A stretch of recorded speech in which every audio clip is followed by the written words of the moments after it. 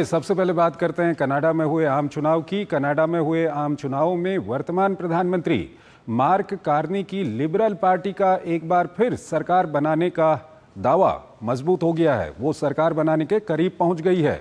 Liberal party के एक बार फिर सत्ता के करीब पहुंचने का एक प्रमुख कारण अमेरिकी राष्ट्रपति ट्रंप द्वारा कनाडा पर टैरिफ हथियार चलाना रहा है। वहीं इन चुनावों में भारत विरोधी एजेंडे पर काम करने वाली एनडीपी को बड़ा झटका लगा है। माना जा रहा है कि जगमीत सिंह की इस पार्टी को भारत के खिलाफ अभियान चलाने का बुरा खामियाजा भुगतना पड़ा है। ये रिपोर्ट देखिए। महज 3 महीने पहले चुनाव में काफी पीछे चल रही लिबरल पार्टी ने संसदीय चुनाव में जीत दर्ज कर इतिहास रच दिया। हालांकि 2025 की ऐतिहासिक जीत का मुख्य किरदार इस बार कार्नी रहे, जिन्होंने 3 महीने पहले ही अमेरिकी विरोध के बीच सत्ता संभाली थी। लगातार चौथी बार सत्ता की दहलीज पर दस्तक दे रही लिबरल पार्टी का प्रदर्शन पिछली बार की तुलना में काफी बेहतर माना जा रहा है, जिसने अब तक 168 सीटों पर जीत हासिल कर ली है। कनाडा में सरकार बनाने के लिए 172 सांसदों की जरूरत होती है, इसलिए कार्नी को सरकार बनाने के लिए छोटे दलों के समर्थन की जरूरत होगी। वहीं दूसरी तरफ प्रमुख विपक्षी दल कंजर्वेटिव पार्टी को 144 सीटों से ही संतोष करना पड़ा। लिबरल पार्टी को 2015 में पूर्ण बहुमत हासिल हुआ था। हालांकि 2019 और 2021 में उसे बहुमत नहीं मिला, लेकिन पार्टी ने गठबंधन करके सरकार चलाई। बहरहाल पिछली सरकार में अहम भूमिका निभाने वाले दल एनडीपी को आम चुनाव में करारा झटका लगा है। खालिस्तानी समर्थक दल एनडीपी को आम चुनाव में न सिर्फ हार का सामना करना पड़ा है, बल्कि पार्टी प्रमुख जगमीत सिंह को चुनाव में करारी शिकस्त का सामना भी करना पड़ा। नतीजों के मुताबिक एनडीपी को चुनाव में सिर्फ 7 सीटों पर जीत मिली। 2021 के चुनाव में जगमीत की पार्टी को 25 सीट मिली थी, जिसने ट्रूडो की सरकार बनाने में अपना समर्थन दिया था। माना जा रहा है अगर भारत और कनाडा के रिश्तों में तल्खी आई तो इसकी वजह खालिस्तानी समर्थक जगमीत सिंह भी थे, क्योंकि कई मौकों पर एनडीपी के समर्थन से ही कनाडा से ही खालिस्तानियों के समर्थन में भारत विरोधी एजेंडे चलाए गए। दरअसल कनाडा की राजनीति में बीते कुछ महीने से लिबरल पार्टी को अंतर्राष्ट्रीय स्तर पर जस्टिन ट्रूडो की नीति की वजह से दबाव झेलना पड़ रहा था। लोकप्रियता में आई गिरावट के बाद मार्क कार्नी ने देश की कमान संभाली। कनाडा में ये बदलाव उस वक्त हो रहा है जब अमेरिका में ट्रंप की सत्ता में वापसी हुई थी। ट्रंप की टैरिफ नीतियों ने दोनों देशों के रिश्तों को सबसे खराब दौर में पहुंचा दिया है। लिबरल पार्टी की सत्ता में वापसी की एक वजह ट्रंप के साथ व्यापारी युद्ध रहा, क्योंकि राजनीतिक रूप से गैर अनुभवी नेता माने जा रहे कार्नी कनाडा के मतदाताओं को ये भरोसा दिलाने में कामयाब रहे कि आर्थिक संकटों से निपटने के उनके अनुभव ने ट्रंप की नीतियों से निपटने को तैयार कर दिया है। बहरहाल पूरे चुनाव में जहां ट्रंप का मुद्दा हावी रहा, तो कार्नी इस दौरान भारत के साथ रिश्तों को सुधारने की वकालत करते दिखे। प्रधानमंत्री नरेंद्र मोदी ने कार्नी को बधाई देते हुए भारत कनाडा साझेदारी को मजबूत करने के साथ उनके साथ काम करने की उत्सुकता जताई। और इस खबर पर ज्यादा बात करने के लिए हमारे साथ जुड़ रहे हैं Sanjay Bhardwaj, school of international studies JNU से। संजय जी, बहुत बहुत स्वागत है आपका हमारे इस कार्यक्रम में। पहला सवाल आपके सामने हम रखना चाहेंगे कि कनाडा में जो आम चुनाव हुए उसके जो परिणाम आए हैं उसका विश्लेषण किस तरह से करेंगे आप? देखिए, ये बात साफ है कि जो इलेक्शन मैनिफेस्टो रहा और जिस तरीके से कार्नी ने इलेक्शन कैंपेन किया, उसमें 2 बातें साफ साफ स्पष्ट रूप से नजर आई। पहली बात कि जो उनकी लिबरल पॉलिसीज हैं उनको उन्होंने काफ़ी कुछ जनता के सामने रखा। दूसरा, जो ट्रंप के साथ जो उनका अभी ट्रेड वॉर चल रहा है, एक तरीके से जो टैरिफ वॉर जो चल रहा है, वो ना केवल कनाडा के साथ बट बजाय कि पूरी दुनिया के साथ चल रहा है। लेकिन जो सबसे बड़ा कनाडा के लोगों को एक विश्वासघात लगा कि पिछले जो लगभग 50 साल से कनाडा और अमेरिका के बीच में जो एक बहुत स्ट्रॉन्ग साझेदारी थी और एक डिपेंडेंसीज थी एक दूसरे को, उनको बहुत बड़ा ठेस लगा और उनको पहली बार ये एहसास हुआ कि अमेरिका और ये बात कार्नी ने अपने इलेक्शन कैंपेन में कहा कि अमेरिका हमारी भूमि को लेना चाहते हैं, अमेरिका हमारे संसाधनों को खाना चाहते हैं और अमेरिका हमको एक तरीके से अपना प्यूटल स्टेट बना के एक तरीके से एक पूरा हमारी सॉवरेनिटी पे हावी होना चाहते हैं। एक बहुत बड़ा मुद्दा था जो दूसरा उनका और समर्थन भी रहा, और दूसरा जो मुद्दा था वो रहा भारत से संबंधित, खासकर जो प्रो खालिस्तान ग्रुप है वहां पर, जिसका आपने सही जिक्र ठीक किया जो है संजय जी, ये एनडीपी को लेकर के, जगमीत सिंह को लेकर के अभी हम बात करेंगे, लेकिन पहले हम जो ट्रंप की नीतियां रही थी और अब जब वहां पर मार्क कार्नी का प्रधानमंत्री बनना वहां पर तय हो गया है, उनको जितनी सीटें आई हैं, कुछ और सीटों की उनको ज़रूरत है, उसके बाद वो नेता चुने जाएंगे और प्रधानमंत्री बन जाएंगे, तो आने वाले समय में अब आपको क्या लग रहा है कि अमेरिका, खासकर प्रेसिडेंट ट्रंप की जो टैरिफ नीतियां हैं वो और कड़ी हो जाएंगी कनाडा के खिलाफ?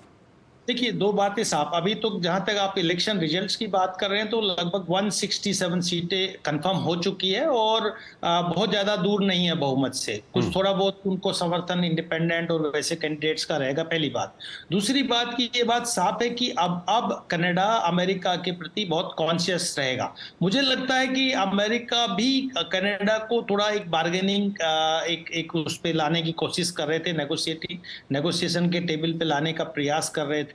तो निश्चित रूप से जो दोनों के बीच में अब, क्योंकि ये बात भी समझ चुके हैं अमेरिका और ट्रंप भी कि ऐसे कनाडा को आप एक तरीके से फ्यूडल स्टेट बना के नहीं रख सकते जो पिछले कई दशकों से रखे हुए थे। तो निश्चित रूप से ट्रंप भी इस अब बार्गेन करेंगे, और जो टैरिफ का जो इश्यूज है, जो खासकर जो, और आप ये बात मान के चलिए कि कनाडा अमेरिका का एक बहुत नजदीकी देश रहा है, चाहे वो नाटो का विषय हो, चाहे वो वेस्ट को रिप्रेजेंट करने की बात हो, या किसी भी तरीके से, चाहे आवाजाही की बात हो, हर तरीके से। तो अमेरिका भी नहीं चाहेगा कि कनाडा उनके हाथ से निकल जाए। तो मुझे लगता है कि दोनों देशों में एक बार्गेनिंग जो स्कोप जो है वो ज्यादा बढ़ गया है। अब वो ट्रूडो वाली बात नहीं है। अब निश्चित रूप से कार्ने ने बहुत इनका जो जिस तरीके से राइज हुआ है वहां की राजनीति में, ये अपने आप में एक इंडिकेट करता है कि वहां के जो कनाडा के जो लोग हैं और जो इनके इलेक्शन मैनिफेस्टो और एजेंडा थे, उसको जब मैंडेट मिला है तो अमेरिका भी इस बात को समझेगा। और मुझे लगता है कि जो एक सख्त रवैया है वो सख्त की बजाय लिबरल अमेरिका का रवैया कनाडा की तरफ रहेगा। कुछ उनको भी रियायत देने का मुझे लगता है कि अमेरिका इस पे विचार करेगा। ठीक है संजय जी, अब बात करते हैं एनडीपी की, जो जगमीत सिंह की पार्टी है। और ये पूर्व में हमने देखा है कि जस्टिन ट्रूडो को जगमीत सिंह का समर्थन था, उसके बाद हमने देखा कि कनाडा में खूब भारत विरोधी अभियान वहाँ पर चलाया गया, खालिस्तानी वहाँ पर काफ़ी सक्रिय रहे। अब ये जगमीत सिंह की पार्टी को जिस तरह से झटका लगा है इन चुनावों में, क्या कहेंगे आप? जो भारत विरोधी एजेंडा वहाँ पर नापसंद किया जा रहा है, जो भारतीय वहाँ पर रहते हैं, प्रवासी भारतीय, या जो लोग वहाँ पर वोट करते हैं लेकिन वो भारत मूल से जुड़े हुए हैं, क्या कुछ कहेंगे? देखिए, इसके दो मायने हैं, और दो तरीके से इस बात को समझा जा सकता है। पहली बात ये कि सभी भारतीय निश्चित रूप से न्यू डेमोक्रेटिक पार्टी जो जगमीत सिंह की पार्टी है उसको समर्थन नहीं करते हैं। वो लिबरल और भारत के साथ कंस्ट्रक्टिव रिलेशंस की बात करते हैं। ये बात रखिए कि भारत के लगभग 4,27,000 स्टूडेंट्स वहां पढ़ते हैं, और एक बहुत बड़ा जो इनकम है, लगभग $8 बिलियन तो डॉक्यूमेंटेड है। और अगर वैसे देखा जाए तो लगभग $20 बिलियन की आमदनी कनाडा को भारत से होती है। तो ये एक मुद्दा है जो कनाडा और भारत के लोग दोनों ही अच्छे संबंध रखने का प्रयास करते हैं। और जो बड़ा एक तबका है भारतीय जो वहां पे डायस्पोरा कम्युनिटी है, जो वहां मूल निवासी हैं, वो इस तरीके के जो खालिस्तानी ग्रुप से उनको समर्थन नहीं देते हैं। दूसरी बात, जहां तक जगमीत सिंह की बात है और एनडीपी की बात है, वो निश्चित रूप से खुले तौर पे भारत विरोधी गतिविधियों में इन्वॉल्व थे। और जिस तरीके से ट्रूडो के जो स्टेटमेंट्स आए थे, खासकर जब हमारे यहाँ पे किसान आंदोलन चल रहा था, उसमें 2020 में उन्होंने स्टेटमेंट दिया, भारत के आंतरिक मामलों में दखल देने का प्रयास किया। साथ ही जो निर्जर का मुद्दा था उसको बहुत बड़ा एक पॉलिटिसाइज करने का, और एक तरीके से जो हमारी जो सामंजस्य है, धार्मिक सामंजस्य है भारत में, उसको बिगाड़ने का ट्रूडो प्रयास कर रहा था। और क्योंकि उनके ऊपर जो न्यू एनडीपी के जो जगमीत सिंह का उन पे दबाव था, तो ये दोनों बातें थी जो भारत के कनाडा के साथ एक तरीके से रिश्तों को एक खराब दिशा में ले जा रहे थे। और बहुत सारे जो मुद्दे थे, जो प्रमुख मुद्दे थे, व्यापार से संबंधित मुद्दे थे, जिसमें हम कहेंगे कि जो कॉम्प्रिहेंसिव इकोनॉमिक पार्टनरशिप का एग्रीमेंट की बात थी, जो डिस्कशन चल रहा था, एक जो सीओ राउंड टेबल डिस्कशंस में चल रहा था, वो खटाई में पड़ गया था। साथ ही जब हम बात कर रहे थे कि फ्री ट्रेड एग्रीमेंट रखेंगे, वो खटाई में पड़ गया था। और जो हमारा ट्रेड था वो भी बहुत कुछ हद तक बढ़त नहीं कर पाया था। लगभग $8 बिलियन का जो भारत के साथ ट्रेड है वो भी बहुत ज्यादा बढ़त नहीं कर पाया था। ये सब हो रहा था जगमीत सिंह और इसकी जो पार्टी जो समर्थन कर रही थी ट्रूडो उनके दबाव में काम कर रहे थे। लेकिन निश्चित रूप से जिस तरीके से वार्मली कार्ने ने भारत के साथ एक सकारात्मक दृष्टिकोण दिखाया और भारत को एक तरीके से एक क्लोज पार्टनर, एक नेचुरल पार्टनर के रूप में कनाडा को दिखाने का प्रयास किया है, तो ये जो जितने भी यानी कि कहीं ना कहीं हम कह सकते हैं कि भारत और कनाडा के रिश्तों में कुछ जो तनाव आया था जस्टिन ट्रूडो के समय में, वो अब आगे देखने को नहीं मिलेगा मार्क कार्नी के नेतृत्व में। बिल्कुल भी नहीं मिलेगा। और जो कुछ जो दूरियां हो गई थी ट्रेड के मामले में या एफटीए के मामले में या कॉम्प्रिहेंसिव इकोनॉमिक पार्टनरशिप के, मुझे लगता है उसमें बढ़ोतरी आएगी।